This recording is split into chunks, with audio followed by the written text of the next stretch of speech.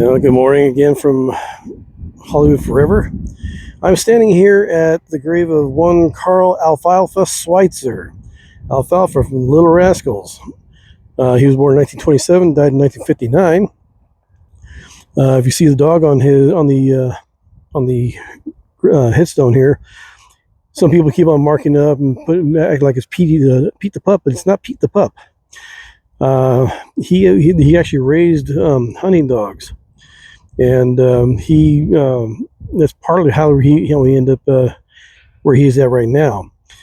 According to the story, he was borrowing the dog from a person by the name of Bud Stilts, and somehow the dog went missing. And so he called Bud Stilts up and told him the dog went missing. And Bud Stilts told him to put up a reward for it, and he did. He put up a $35 reward for anybody who finds the dog. And somebody came in with the dog and found it, and he paid him $35. But then he bought him $15 worth of drinks because he was working as a bartender at the time too.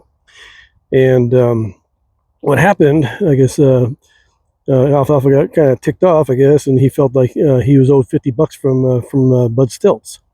So he went over to his house trying to get the money from him, and he refused to give it to him because he said, "Hey, you paid for it yourself." So, but yeah, so the depending who you talk to, the stories are different. But it turns out that Bud Stilts, there was a scuffle between him and Alfalfa, and what happened was, I guess, Alfalfa supposedly either pulled out a big knife or maybe a pocket knife, depending who you talk to.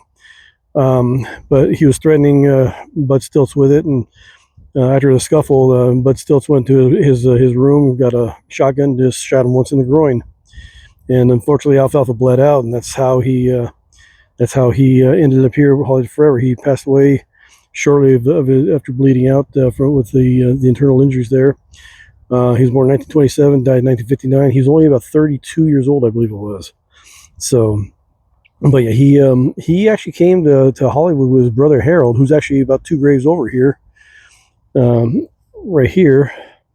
Harold Switzer.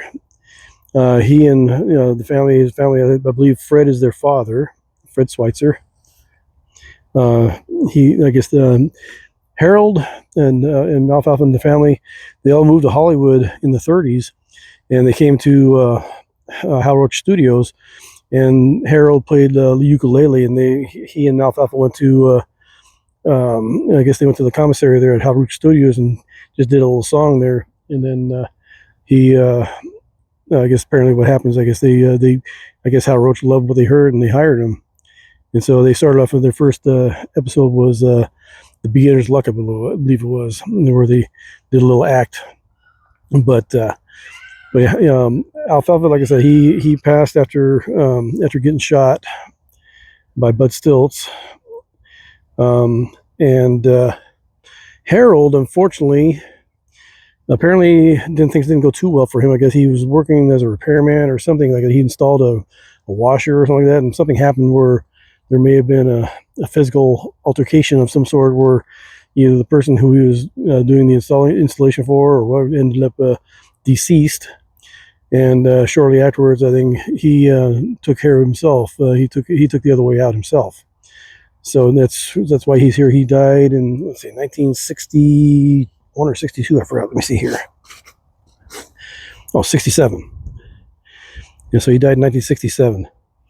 So about 8 years after his brother was dead, or after he died. So, but yeah, this is the final resting thoughts of Alfalfa and his brother Harold. Harold had his nickname on the Little Rascals was Slim, if I remember right. So, but yeah, I mean, whether you liked Alfalfa, from what I heard, he was kind of a hellraiser, rebel rouser, kind of a pain in the butt, like most kids are. But there were some people that liked him, some didn't. But that's neither here nor there. But I still say, rest in peace, Alfalfa, and also Harold. And his father as well. May they all rest in peace. And that's all from here, and we'll go to the next one. Talk to you later.